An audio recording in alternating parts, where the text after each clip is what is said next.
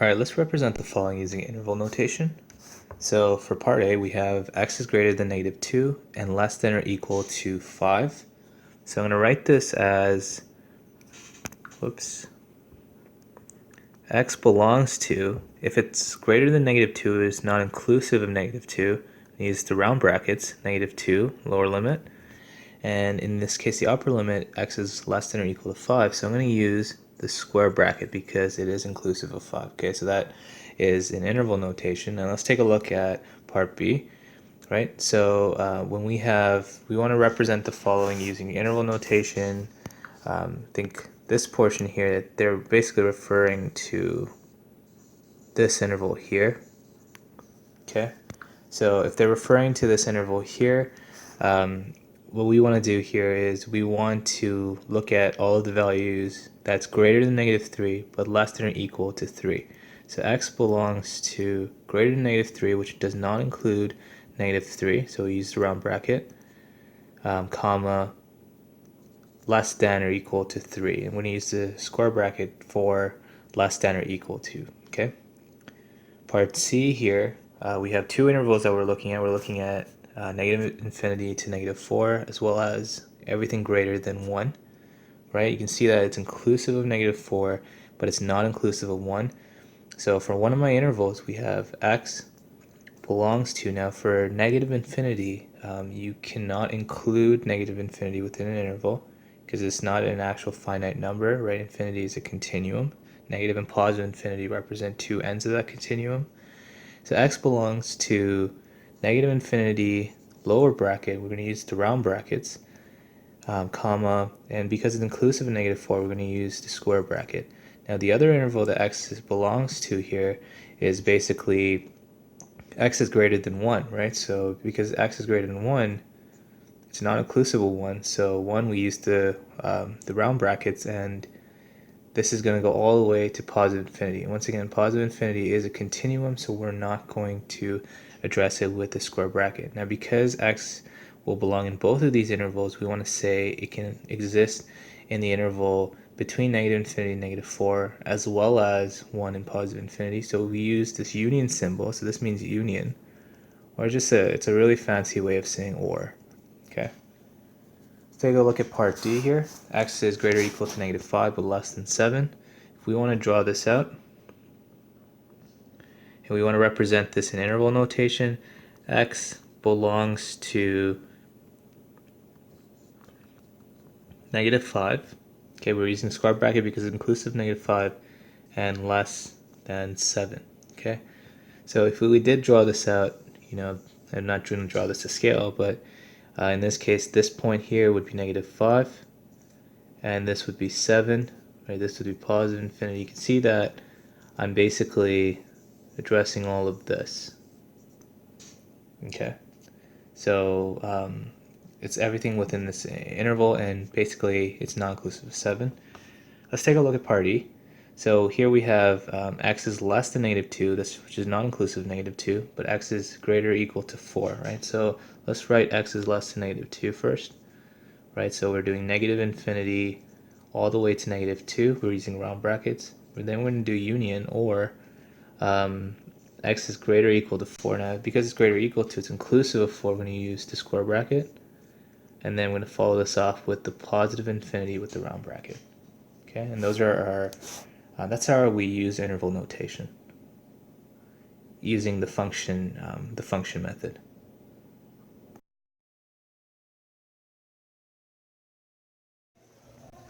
Okay, we want to determine the domain and range of the following. So h of x is equal to -1 over x minus 2 minus 2. So this is a reciprocal function. If we're looking at the domain, we can understand that the denominator can't equal 0, right? So in that sense, x minus 2 cannot equal 0, so therefore x cannot equal 2, right? So we can write down in our domain statement, x belongs to all real numbers, but x cannot equal 2, right? This restriction on the domain is the vertical asymptote when x is equal to 2. Now this question didn't ask us to construct a graph, but it's just kind of useful to understand like what the vertical asymptote is. Now in this case, the range, y belongs to all real numbers. Now the restriction on the range, this portion here, the negative 1 over x minus 2, we know that because it's a fraction, the only way a fraction can become 0 is if the numerator is equal to 0. In this case, this can never equal 0 because the numerator is a constant, negative 1. Right? So because the numerator cannot equal 0, this fraction term won't ever equal 0, and then 0 minus 2 never happens. So y cannot equal negative 2, right? Because 0 minus 2 won't exist, right? The restriction on the y value, this is called your horizontal asymptote, right? The restriction on the range is the horizontal asymptote. In this case, y is equal to negative 2. So it'll be useful if you guys kind of construct a graph regarding this, right? Like if you do design a graph in terms of just graphing out the asymptotes, right? X is equal to 2, so the graph won't cross, let's say that this is the 2 mark. Okay, this is x equal to 2, won't cross that point. And for y, the graph won't cross negative 2. Okay, so these would be the asymptotic boundaries. In the next question, r of x is equal to the absolute value of x minus 3 plus 1, right? For the absolute value function, the domain of an absolute value function, I'm just going to change colors here. The domain for an absolute value function is going to be x belongs to all real numbers. There is no restriction on the domain, but there is a restriction on the range. And this actually kind of mimics the quadratic equation. It actually kind of mimics the ax minus h squared plus k, right?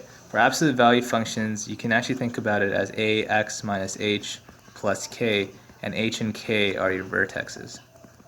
Not vertexes, right? So h and k is your vertex, and in this case, the vertex itself is 3 and 1, okay? We'll look at this more when we look at transformations, but in this case, y belongs to all real numbers.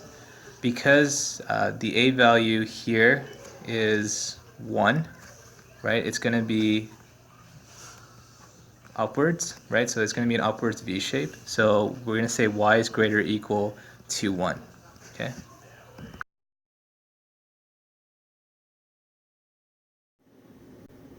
Alright, determine if the following are even, odd, or neither. Okay, so we're going to be looking at even, odd. We're going to do a test for even, odd, or neither functions, right? We know that the test for even functions, and an even function just has a line of symmetry along the y-axis, right? So the test for even functions, f of negative x is equal to f of x. Okay, so you should know this, right? The test for odd functions, the test for odd functions is f of negative x is equal to negative f of x. Okay, so it'll satisfy that. And odd functions have a rotational line of symmetry along the origin, right? They have a rotational line of symmetry along the origin, and neither would not satisfy either or of these, right? So if f of negative x is not equal to f of x, or if f of negative x is not equal to negative f of x, then in this case this would be neither. Okay, so these are the 3 conditions that you kind of want to memorize, right? There are a few patterns, especially when we're looking at polynomial functions, right? For all polynomial functions,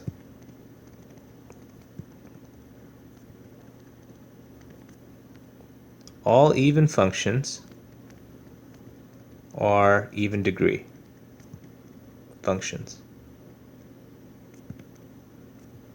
Okay, so all even functions are even degree functions, but not all even degree functions are even functions. And what that means is that not all even degree functions, or any degree of a function which is an even number, not all of them will have a line of symmetry along the y-axis. So in that sense, you actually have to test this to see if it actually works, right? For polynomial functions, all odd functions will all have odd degrees. So all odd functions are odd degree functions, but not all odd degree functions are odd functions, right? An odd function means that they have a line of symmetry or rotational line of symmetry along the origin, right? So what that looks like is, say we are looking at the function y is equal to x cubed, and it looks something like this. Okay, so this would be like 1 and 1, right? This is 0 and 0, and this is like -1 and -1, right? So this is -1 and -1. And really, if you drew a line of symmetry here that goes through the origin, and if you kept rotating it, right? This would basically cause these two ends to be mirror images of each other. Okay, so there's basically rotational lines of symmetry, and the point has to go through the origin, right? Now, an even degree function, on the other hand, if we wanted to draw one out really quickly,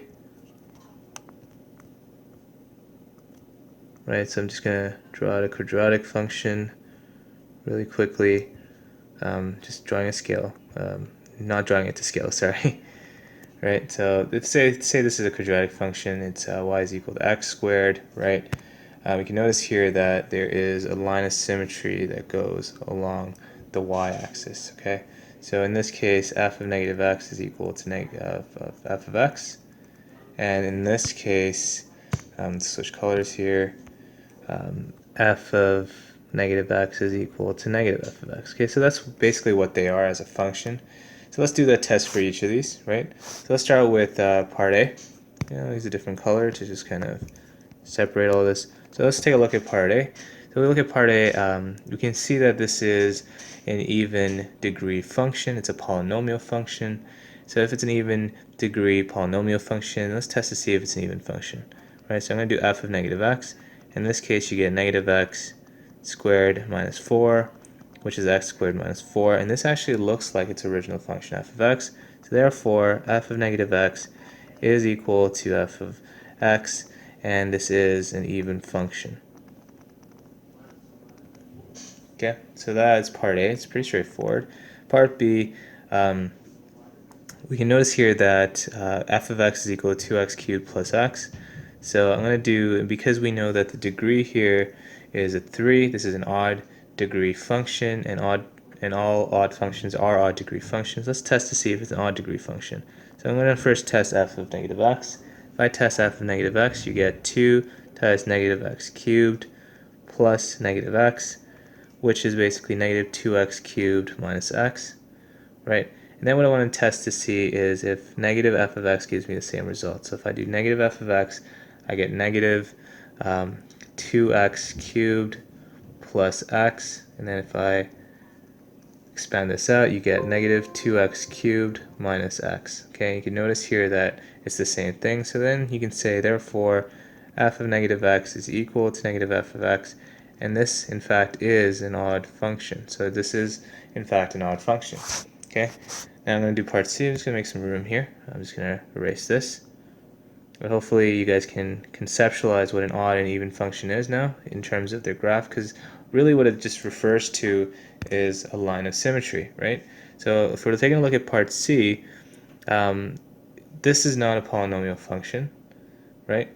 So you have to do both of these tests. I'm going to first test f of negative x, which is equal to sine negative x plus negative x, sorry. And we know that this portion here is negative x, but sine of negative x is supposed to give us negative sine x, right? We know that sine negative theta is equal to negative sine theta, and tan of negative theta is equal to negative tan theta. Cosine of negative theta is equal to positive cos theta. And this is the reason for this is because negative theta implies, assuming that theta is an acute angle, negative theta implies a counterclockwise, a clockwise rotation from the initial arm. Okay, so this would be theta, and we know that our value is going to be in the fourth quadrant if theta is an acute angle, and we only know that cosine is positive in the first quadrant. So both sine and tan would be negative in the fourth quadrant.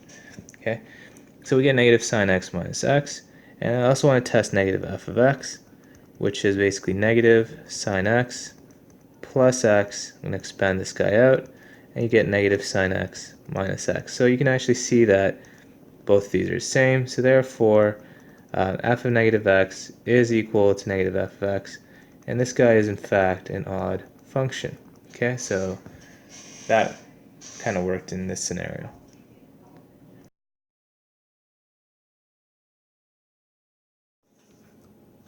Alright, let's find the inverse of the function f of x is equal to negative 2 times x plus 1. So we're going to follow a series of rules to find the inverse function.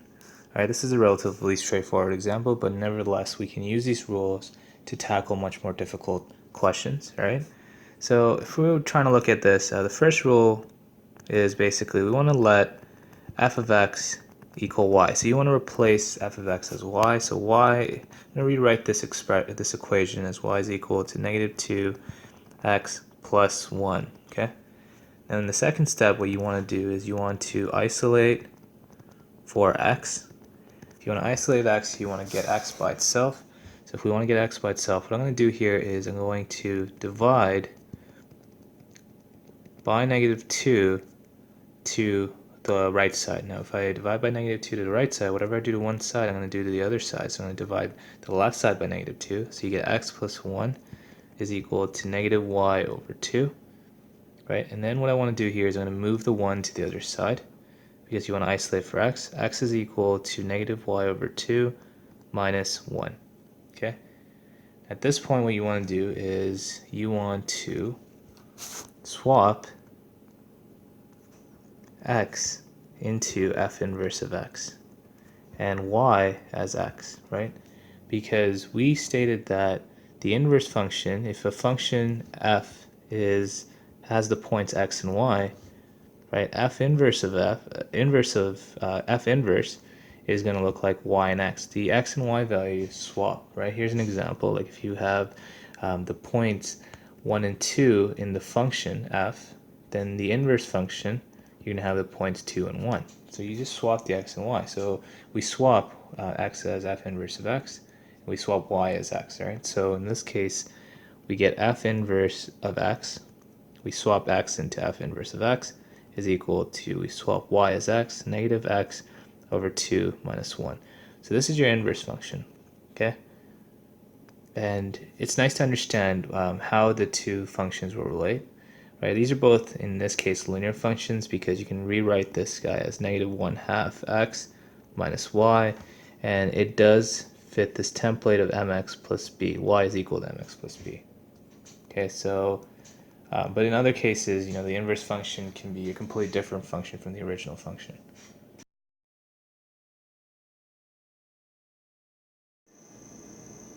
Alright, for the function h of x is equal to 2x plus 7, determine h prime, sorry, not h prime, but h inverse of 9 minus h inverse of 3 over 6. So what we want to do here is first let's find the inverse function, h inverse of x. Okay, so to find the inverse function, I'm just going to follow a few steps. This is a relatively straightforward function. First we want to change h of x into y. So now our equation can be rewritten as y is equal to 2x plus 7. In our second step, what we want to do here is we want to isolate for x. Okay, so for isolating for x, what I'm going to do is I'm going to move, instead of doing that, I'm going to move the 7 to the other side first. So you get y minus 7 is equal to 2x. Okay, you want to solve for x, and I divide by 2 to both sides. So x is equal to y minus 7 over 2. In the third step, you want to swap x into f inverse of x, right? X becomes the y value of your inverse function, and y becomes the x value of your inverse function. Okay, so now the function will look like, well, the inverse function will look like f inverse of x is equal to y becomes x, so x minus 7 over 2. Okay, so this is your inverse function. We're not done yet. What we need to do is we want to solve this expression, right? So in this case, well, I wouldn't want to call this f inverse, we'll call it h inverse, right? And just kind of a habit that we use h, f. So I just kind of tend to write that out a lot. Okay, so we get h inverse of x is equal to x minus 7 over 2. Then what we want to do here, I want to figure out what is h inverse of 9. Okay, so h inverse of 9 is basically me plugging 9 into the expression. So you get 9 minus 7 over 2, which is 2 over 2, which is 1. And then we're going to do h inverse of 3, which is basically 3 minus 7 over 2, which is negative 4 over 2, which is negative 2. Okay, and then I'm going to plug this into our expression. So h inverse of 9 here was 1, minus h inverse of 3 here is negative 2. And I'm going to divide this over 6. So this is basically, using integer operations, 1 plus 2 over 6, which is 3 over 6. And you can write the simplified answer as a half if you put your fraction lowest term. And that's the answer to this expression.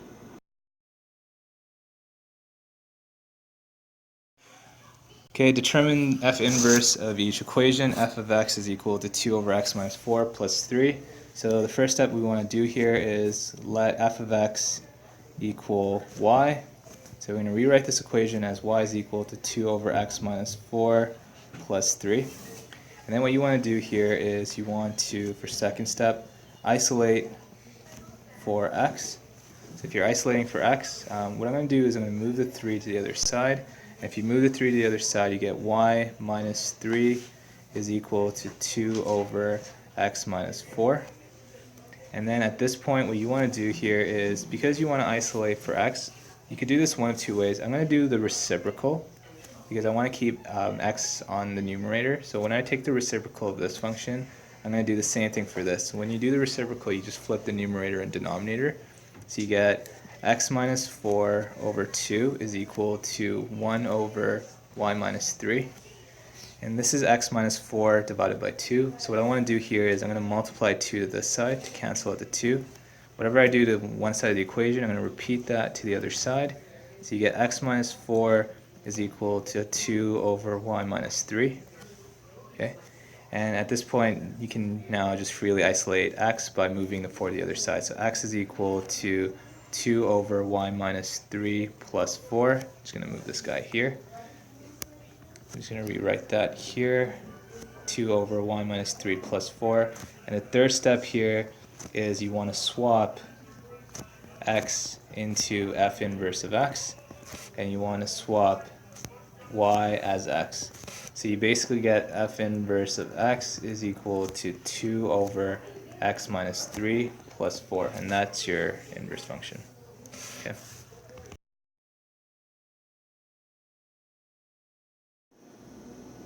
Alright, let's take a look at this question. If f of x is equal to kx cubed minus 1 and f inverse of 15 is equal to 2, find k. Okay, so this is somewhat of a different type of question, but all in all, we just understanding how we can determine the inverse function will kind of help us to solve this.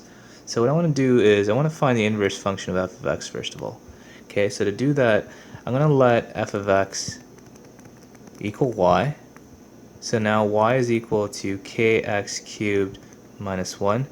And my second step I want to do here is isolate x. Okay, so in order to find the inverse of a function f of x, you need to isolate for x and then swap x and x into f inverse of x. Okay, so if I want to isolate for x, what I want to do here is I'm going to move the 1 to the other side, so I get y. So I'm basically moving this 1 here. So y plus 1 is equal to kx cubed. Okay, then I want to solve for x, so I need to get rid of the k, so I'm going to divide by k, and whatever I do to one side of the equation, I'm going to repeat and do to the other side. You have x cubed is equal to y plus 1 over k. If you want to solve for x, what I'm going to do now is I'm going to do the cube root. Okay, whatever I do to one side, I'm going to repeat that to the other side. So the cube and the cube root cancel out. X is equal to the cube root of y plus 1 over k. Okay. Once I have that, what you want to do here is, in the third step, I want to swap x as f inverse of x, so this becomes the y in my inverse function, and y as x in the inverse function. So now your equation, f inverse of x, is equal to the cube root of x plus 1 over k. Okay? So this is the inverse function that we're going to be working with now. So f inverse of x is equal to the cube root of x plus 1 over k. We know that f inverse of 15 is equal to 2. If I plug in f inverse of 15 here, I basically get cube root of 15 plus 1 over k is equal to 2. Okay, now you have a cube root here, right? If I do simplify this, I'm just going to get rid of this equal sign actually. If I do simplify this, you get cube root of 16 over k is equal to 2. I'm going to get rid of the cube root. What I'm going to do is I'm going to cube this side. Okay, so the cube root and the cube cancel out. Whatever I do to one side, I'm going to do the other side. So I'm going to do 2 cubed. So you get 16 over k is equal to 2 cubed, which is 8. Now what I want to do is isolate for k, so I'm going to multiply k to this side, cancel it from the denominator, and I do the same thing to that side.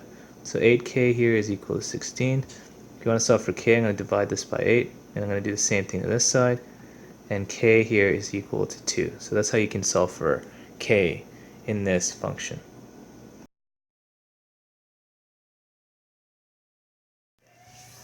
Alright, so we want to determine f inverse of x of the equation f of x is equal to negative 3x squared minus 18x plus 11.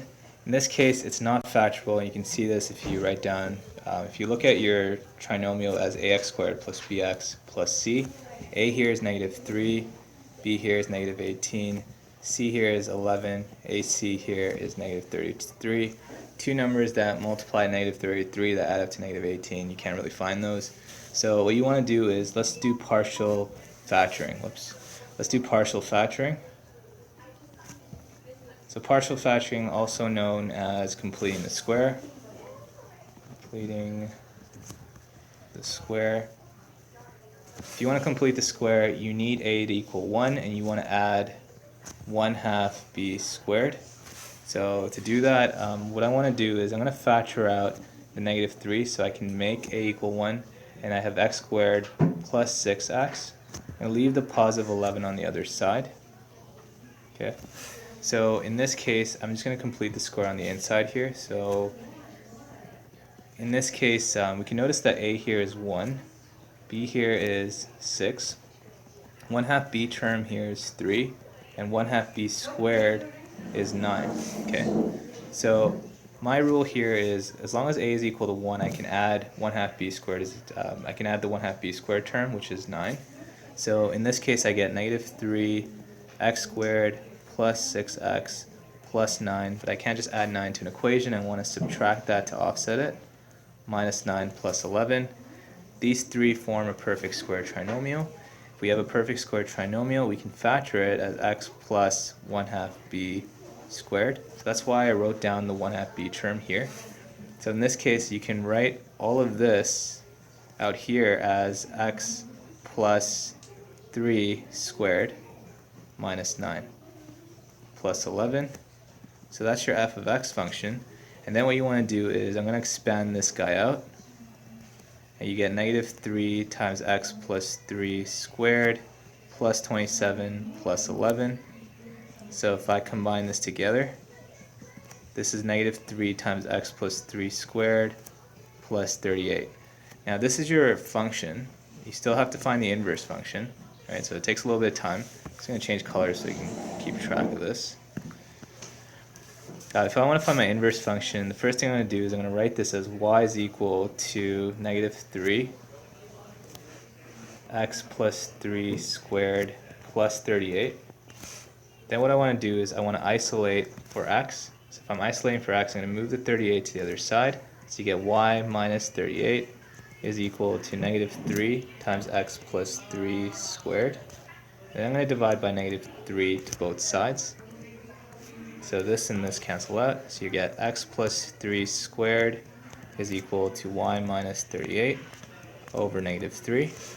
Now I want to solve for x, so I got to get rid of the square. So what I'm going to do is I'm going to do the square root. Whatever I do to one side of the equation, I'm going to do the other side. So this and this kind of cancel out. X plus 3 is equal to the plus minus of the square root of y minus 38 over negative 3, right? And the last step here is I'm going to move this 3 to the other side. So I'm just going to kind of do that out here.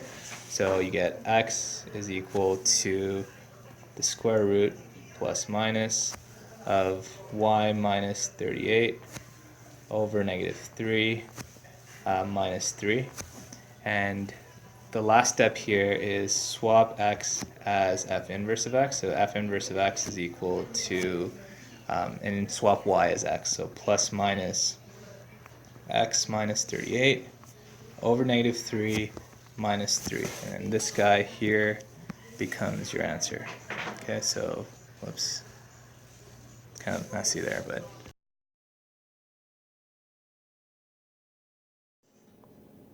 Alright, let's say we want to determine the inverse function of f of x is equal to negative 2x squared minus 8x plus 13. Okay, this one isn't so clear-cut because we can notice that this function here is not factorable. Okay, so it's going to be very hard for us to isolate for x in this scenario, right? So we recall that when we are finding the inverse function, one of the steps is to isolate for x. Alright, the first step here, I want to convert f of x is equal to y, right? So y here is equal to negative 2x squared minus 8x plus 13. But we can't really do much with this because this is not factorable. And you can tell it's not factorable because a here is negative 2, b here is negative 8, c here is 13, and ac here is negative 13 times negative 2, negative 26. Okay, so two numbers that multiply negative 26 to add up to negative 8 is not possible. Okay, so whenever we can't factor a quadratic trinomial, right, and this is a quadratic trinomial because it looks like ax squared plus bx plus c, whenever we can't factor a quadratic trinomial, what we need to do here is we need to partially factor it or complete the square. So what I'm going to do is partially factor this. Okay, so I'm going to do the partial factoring out here, right, and I'm just going to use a different color because it's kind of a little separate from finding the inverse function, but eventually we're going to have to be using this partially factored form of this function to find the inverse. Okay, so when you're partially factoring it, the rule here, when you're completing the square, if you're completing the square, the rule here is we want to add 1/2 b squared when a is equal to 1. Okay, so in this case I'm going to factor out negative 2, so you get x squared plus 4x. And I don't only factor out the two terms, the a and b term, and keep the positive 13 on the outside because it's not divisible by negative 2. And what I'm going to do here is you can notice here that a here inside is 1, b here is 4, 1/2 b here is 2, and 1/2 b squared is equal to 4. Okay, so we want to add the 1/2 b squared term on the inside. We get negative 2 on the outside, x squared plus 4x plus 4, but I can't just add 4 to an expression, right, or an equation because it will change the value of that expression or equation, so I'm going to subtract 4 to offset what I just did. And you can notice that these three terms here form a perfect square trinomial, which you can factor as x plus 1/2 b squared. That's one of the reasons why I wrote down the 1/2 b term here, right? This is why I wrote it out, because of the fact that it helps us to factor it. So if we do factor this, we get negative 2. All of this becomes x plus the 1/2 b term is 2, x plus 2 squared minus 4 plus 13. And then we want to expand this guy out. Okay, so we get negative 2 x plus 2 squared plus 8 plus 13. You get negative 2 x plus 2 squared plus 21. Okay, so this is what the function will look like now, right? So now we have y is equal to negative 2 x plus 2 squared plus 21. So this is the function that I'm going to be working with. Once I have this partially factored form of the function, now I'm going to try to do my second step here, which is isolate for x. Okay, so if I'm isolating for x, what I'm going to do here is I'm going to move the 21 to the other side, right? So we get y minus 21, right? And this is equal to negative 2x plus 2 squared. The next step I'm going to do here is I'm going to get rid of the negative 2, so I'm going to divide this by negative 2. Whatever I do on one side of the equation, I'm going to do it to the other side. So we're going to divide this side by negative 2 as well. And now you have x plus 2 squared is equal to y minus 21 over negative 2. Well, I want to get rid of the square, so I'm going to do a square root. I'm going to do the same thing to this side. So the square and the square root cancel out. And we basically get x plus 2 is equal to the square root of y minus 21 over negative 2. Okay? And all we have to do to isolate x now is I'm going to move the to the other side. So you get x is equal to the square root of y minus 21 over 2 minus 2. Okay. Third step here is you want to swap x as f inverse of x and y as x. Okay, so x becomes f inverse of x is equal to the square root of y is x minus 21 over 2. Sorry, there should be a negative 2 here. Minus 2. Okay, and this is basically your inverse function.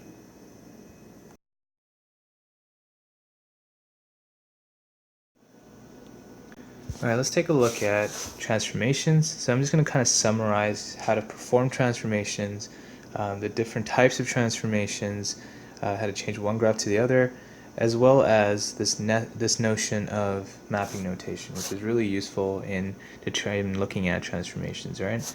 Now, in this sense, there's basically, for transformations, I like to look at transformations as two types. Okay, so transformations can be grouped as modifications, and modifications will change the shape of the function. And there's also translations. Translations change the position of the function. Okay, so I like to think about modifications as two main branches: stretches, shrinks. Right? You can also call stretches expansions. You can also call shrinks compressions. Right? And there's another group of modifications, right, which are called reflections. Okay.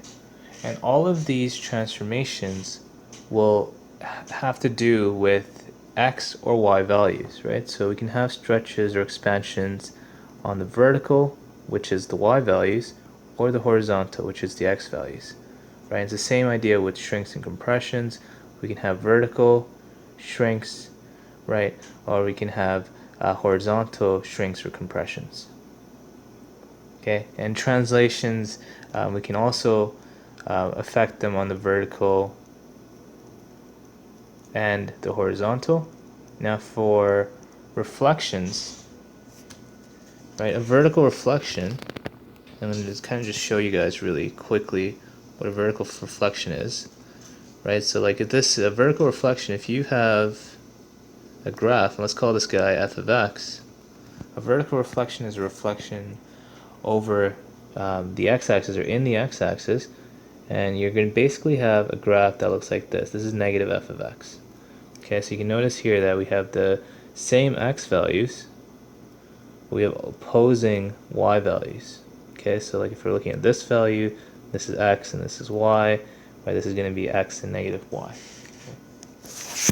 So this is what we call a vertical reflection. Now a horizontal reflection is going to look kind of like this. Okay, so in this case, instead of x, we have negative x. Okay, so green, we have a horizontal reflection. This is going to look like f of negative x. Okay, so these are just some examples of transformations. But what we're responsible for, and you probably have looked at this in previous grades, if you want, you should review some of the videos that I have about transformations, what they are, if you need a much more detailed refresher. But what we need to look at right now is a functional method of demonstrating transformation. So we want to look at transformations, g of x as a transform function, f of x as a parent function. So we're transforming f of x into g of x. Okay, it doesn't matter what functions you use to be the parent and the transform function. Okay, but we're going to look at this template as g of x is equal to a f of k x minus d plus c. Okay. And you might see this using different variables. These are just the variables that I've chosen to use, and I'm kind of correlating it with this excerpt I got from a textbook. Okay, so in this case, A here is your vertical stretch or shrink factor, and all of this is kind of mentioned in this excerpt, right? K here, well, 1 over K is your horizontal stretch or shrink factor.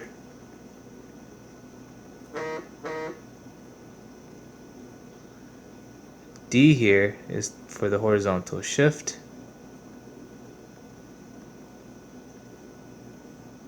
C here is the vertical shift. Okay, and you can kind of correlate this with some of the terminology that's found in this portion, right? Looking at A, if A is greater than 1, then in the graph y is equal to f of x is stretched vertically by factor of A. Factors means that we multiply whatever the x or the y value is by that value or that factor. Because A is a vertical stretch or shrink factor, it's going to multiply the y values. Now, when A is a fraction, when it's greater than 0 and less than 1, the graph is compressed vertically by factor of A. When A is less than 0, the graph is also reflected in the x-axis, okay? The value of K determines whether there is a horizontal stretch or compression, right? So when K is greater than 1, the graph is compressed horizontally by a factor of 1 over K. So compressed horizontally means that we're basically shrinking it horizontally, right? So if you're shrinking it horizontally, the shape of the curve will get longer and narrower. And when K is a fraction, the graph is stretched horizontally by 1 over K. Okay? And when K is less than 0, the graph is also reflected in the y-axis. Okay, so for values of D and C, D is your horizontal shift, so if D is greater than 0, right, we have a shift D units to the right. D is less than 0, we have a shift D units to the left. Conversely, for C, this is a vertical shift. So if C is greater than 0, then the graph is shifted C units up. And if C is less than 0, the graph is shifted C units down. Okay? So using this notion, we can think about all of our transformations for g of x as transformations from f of x. So actually, before we look at g of x, if we consider points f of x, if f of x has the points x and y, then g of x is going to be some kind of transformation to x and y, right? So if we're looking at transformation of f of x into g of x, right, we can look at this template where for the y values we can have a vertical stretch, so a times y values, a vertical shift, c units up or down, so I'm going to use plus c. For the horizontal values we can have a horizontal shrink or stretch, and it's always by factor 1 over k, so I'm going to write 1 over k here, and this is going to be either a shift d units right or left, so I'm going to do plus d here. Okay, so this is basically what we call mapping notation. And mapping notation creates a transforming equation. Okay, so mapping notation creates a transforming equation where we can change our original values of our parent function into our transform points on our transform function. Okay, so I'm going to show you guys examples of that, right? But make sure you can keep this little excerpt here. It has all of the rules that you basically will need to kind of work through these transformations.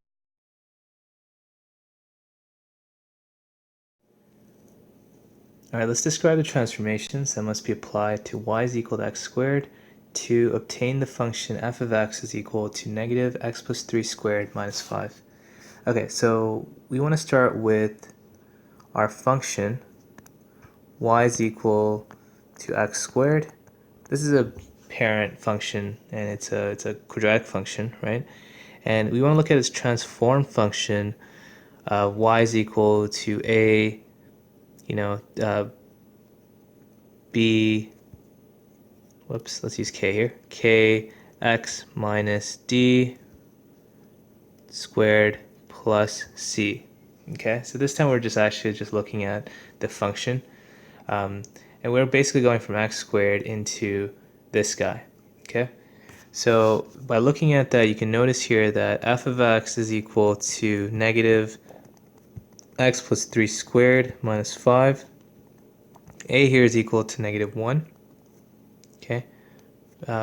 B here is 1, so we don't have to worry about B. The d value here is actually negative 3, okay, because the negative 3 would make it positive 3, right? You don't need to put brackets around it. Okay, so it should be negative 3.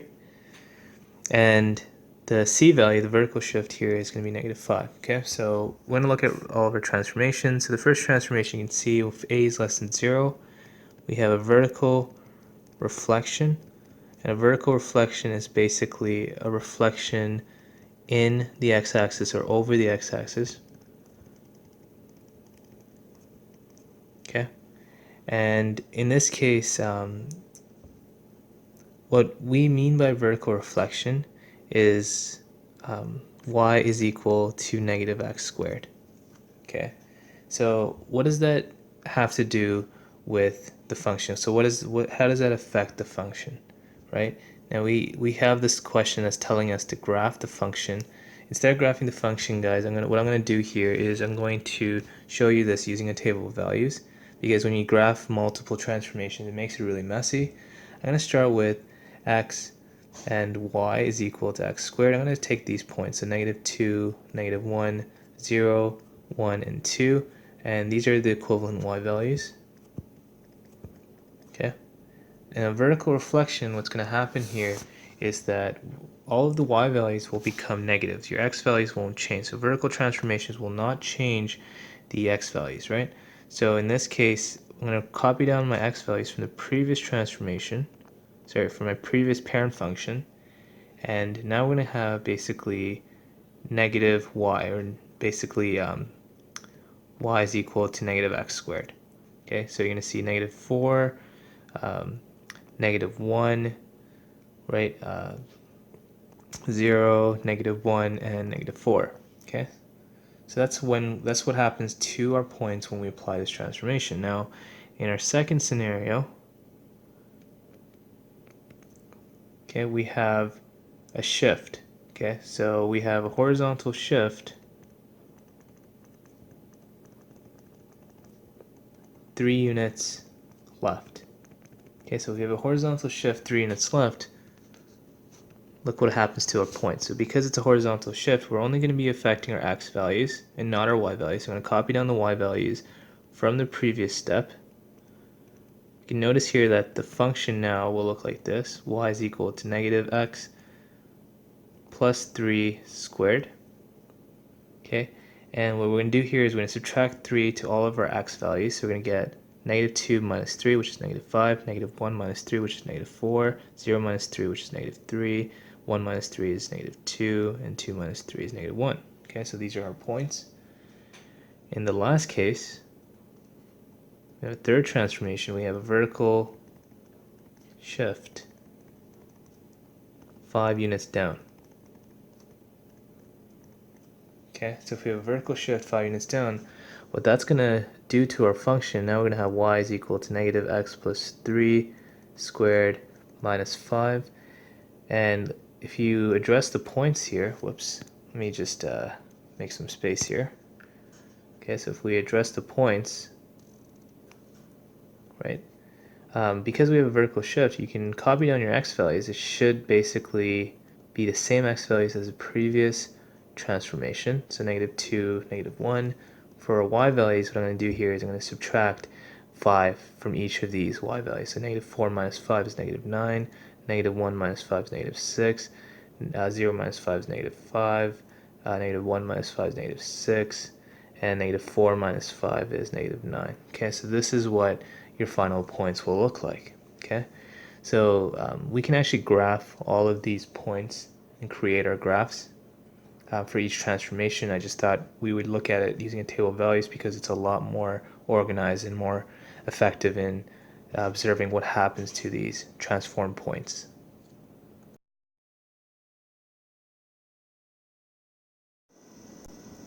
Alright, let's take a look at another transformation question. So the point 1,8 is on the graph of y is equal to f of x. Find the corresponding coordinates of this point on each of the following graphs.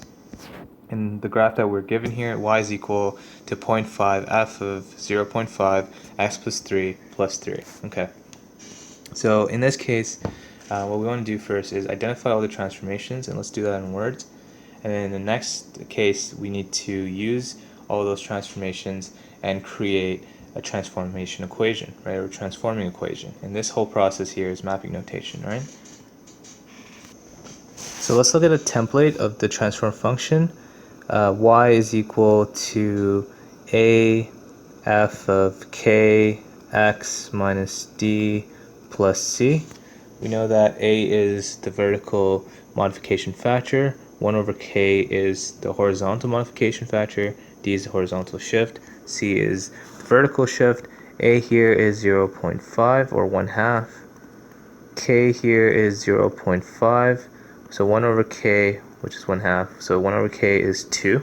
Okay, so this is the value that we should be looking at. This is the value of a that we should be looking at.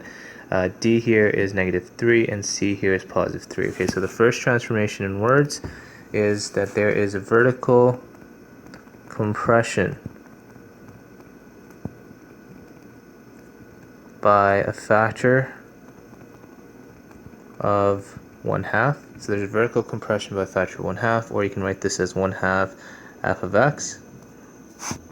In the second transformation, we're looking at this k value, we're looking at 1 over k, and there is a horizontal expansion or horizontal stretch by a factor of 2, and in function notation we can write this out as 1/2 f of 1/2 x. In the third transformation, we have a horizontal shift 3 units left. So we have a horizontal shift 3 units left. So how we'd write that, 1/2 f of 1/2 x plus 3. So we can see that we're building the function piece by piece by its transformations, its component transformations. In the fourth transformation, we have a vertical shift 3 units up. So we have vertical shift 3 units up, so the way we would write this is 1/2 f of 1/2 x plus 3 plus 3. Okay, so now that we have a collection of all of our transformations, we want to translate this into mapping notation. I want to create a transforming equation. So this is x, this is y, these are the original points of our function or our parent function f of x. And if we look at all the transformations we did to our y values or our vertical axis, we had a vertical compression by a factor of 1/2. So we had 1/2 times y. We also had a vertical shift 3 units up, so 1/2 y plus 3. We also had, so those are basically all of the vertical transformations. Let's take a look at some of the horizontal transformations. We had a horizontal stretch by a factor of 2, so you're going to multiply the y value, the x value, by 2, and we had a horizontal shift 3 units left. So you can notice here that I'm just kind of using the modification rules that have to be applied first, and then you do your shifts. Horizontal shift 3 units left, so -3. Okay, so this is your transformation equation. So this is your transforming equation, and this is the whole process of mapping notation. So this is your transforming, let's call it equation. Okay, so now what we need to do here is we need to plug in this point 1 and 8 into the transforming equation. So for x, I'm going to plug in 1. For y, I'm going to plug in 8. Basically, you get 2 minus 3 and 4 plus 3, which is -1 and 7. Okay, so this is your point, your final point on your transformed equation. Okay, so you can do this very straightforward by just kind of by creating the transforming equation and plugging in the original point.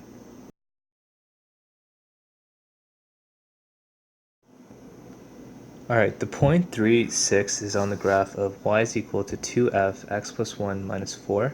find the original point on the graph y is equal to f of x. Okay, so this time we're actually working backwards, right? So this time we're given the transformed function 2f, y is equal to 2f x plus 1 minus 4, and we have a point 3 and 6, and we want to go backwards and return to its parent function. Okay, so let's look at all of the transformations we did to our parent function to get to this point. All right, so if we're looking at all those transformations, I'm going to investigate this function really quickly, and we can notice here, and we want to think about this function y is equal to a f of k x minus d plus c. So you want to look at it in this template.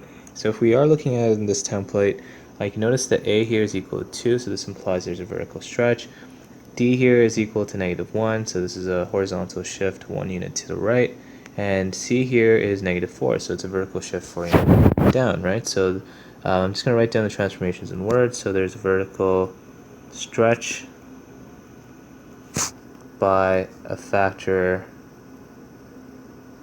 of 2, okay? So there's a vertical stretch by a factor of 2, or you can write it like 2f of x.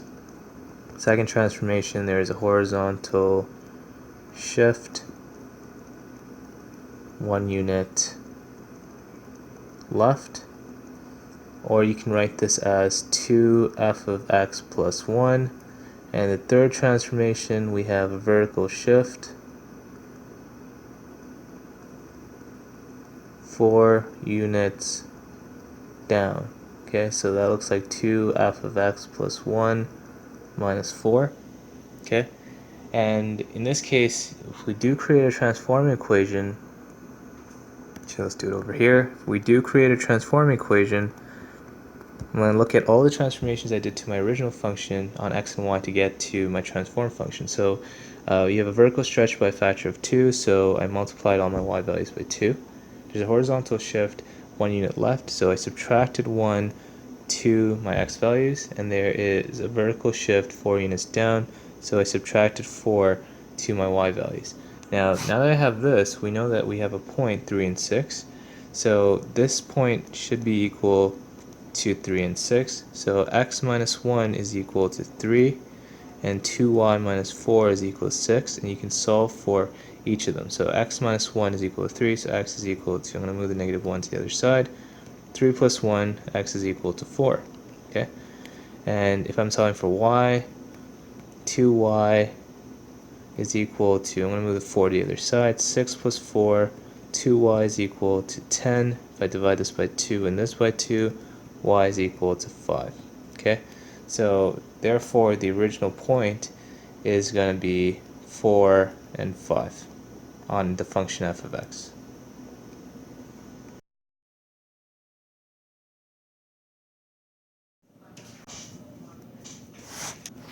Alright, the point 2, 3 is on the graph of y is equal to f of x. Determine the corresponding coordinates of this point on the graph of y is equal to -2 f of 2 x plus 5 minus 4. Okay, so what we want to do here is we want to assess all of the transformations that occur to f of x to get us to this transform function of y. And then what we want to do here is, so after we do the assessment of transformations, and we should do this in words, then what we want to do is create a transform equation. So this process here is called mapping notation. So what I'm going to do here first is I'm going to write down all the transformations. Now we want to think about the transform function y is equal to a f of b x minus d plus c.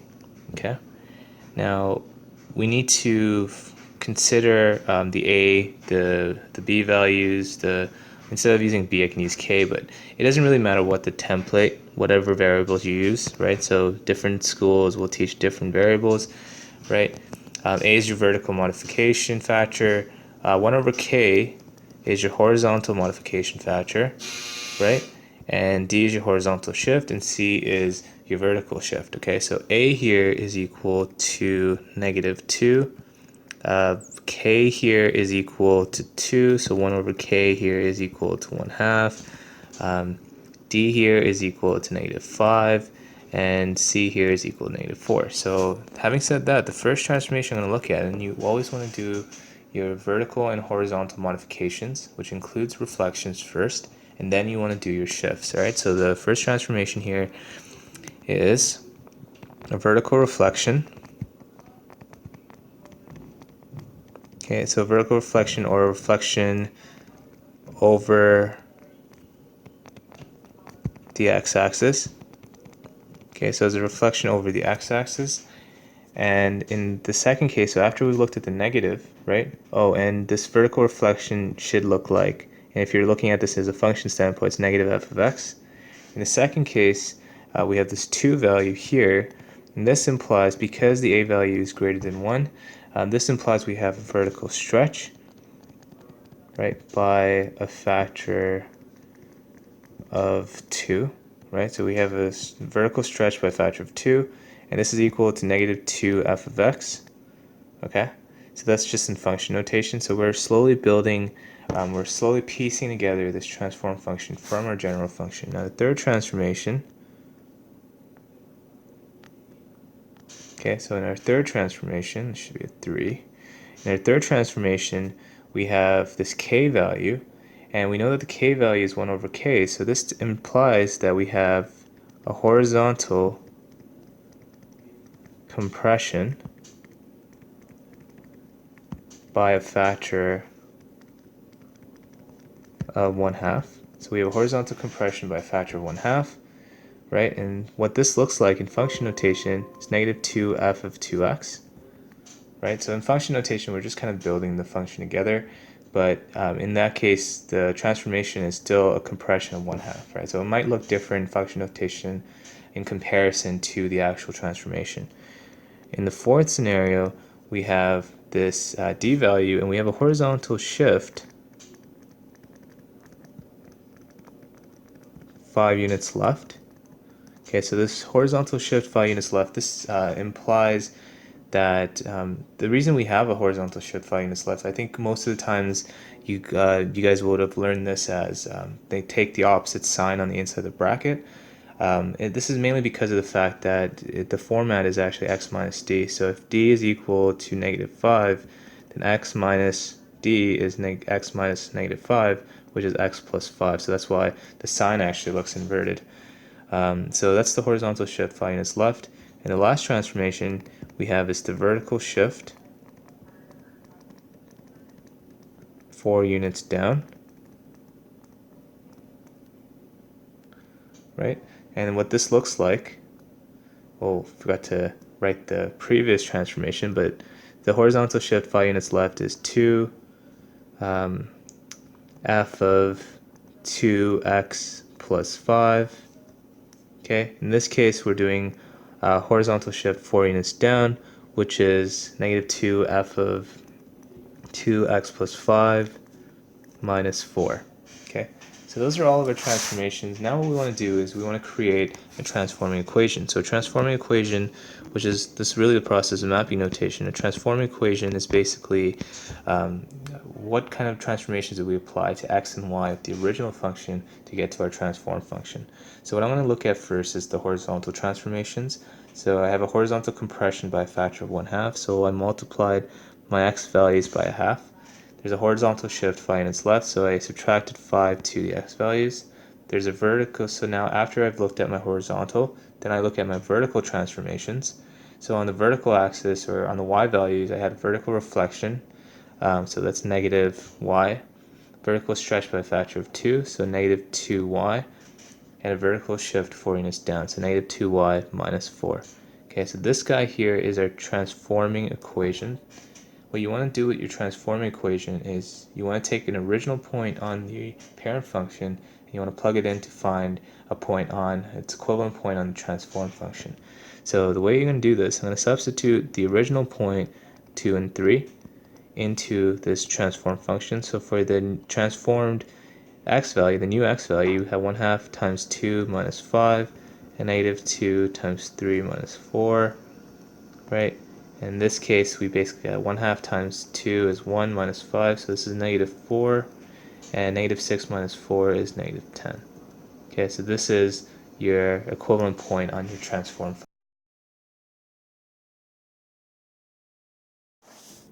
Alright, let's describe all transformations to the function f of x in words and in mapping notation.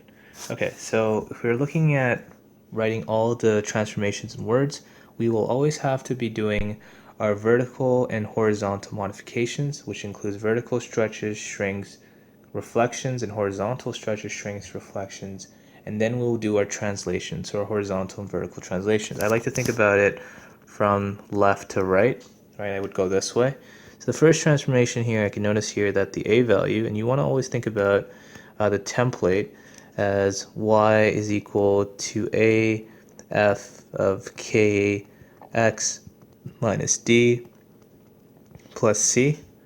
Okay, and you can notice here that the first transformation here is referring to our a value, which is a vertical stretch or shrink factor, right? So a here is 1/2, k here is 1/4, right? So 1 over k, which is the factor for the horizontal stretches and shrinks, is 4, right? D here is 5, and C here is 6. Okay, so I'm going to use these values to write down my transformation. So the first transformation I can see here, there's a vertical compression or shrink. Or you can use compression as well, it's the same thing, by factor of 1/2. Okay, so in terms of function notation, what that really basically means is that we have 1/2 f of x. Okay, so this is the function notation writing it. Our second transformation, we have a horizontal, because 1 over k here is 4, we have a horizontal expansion or stretch by a factor of 4. Okay, so we can write that here as 1/2 1 f of f of 1/4 x. Okay, so this builds our function piece by piece.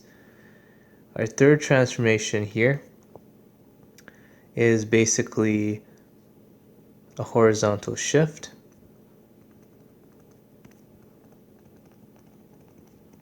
five units to the right. So if we have a horizontal shift 5 units to the right, we can write this guy here as 1/2 f of 1/4 x minus 5. Our fourth transformation here is a vertical shift